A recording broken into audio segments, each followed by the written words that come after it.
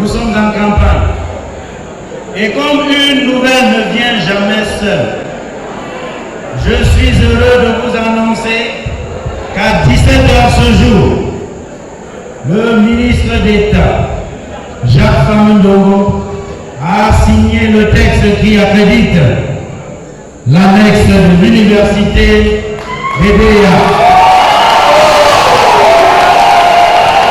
La maison du RDPC Aïdé Premier a connu une affluence exceptionnelle ce 29 septembre 2025, à l'occasion du lancement officiel de la campagne électorale dans l'arrondissement.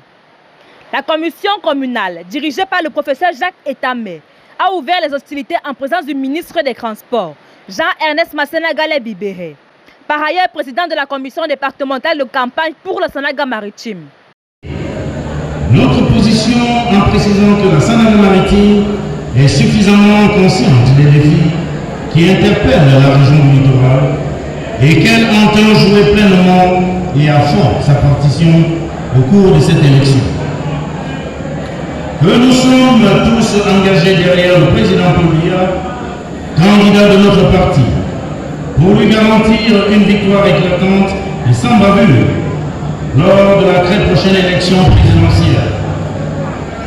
Que les Bapépé, les Bambambo et les chefs traditionnels de notre département ont donné leur pension à notre candidat pour un nouveau mandat de 7 ans, car ils considèrent que le président Paul Biya est le seul garant de la paix et de la stabilité de nos institutions.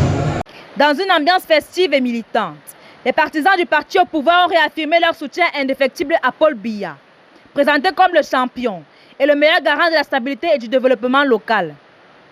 Les responsables de zones de campagne, les représentants du parti allié UPC, ainsi que les notables venus du Grand Nord, ont tous insisté sur l'importance de la victoire du candidat du RDPC au soir du 12 octobre prochain.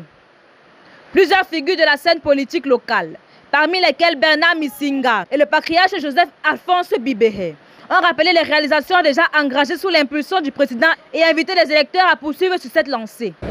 Et nous n'avons aucune surprise.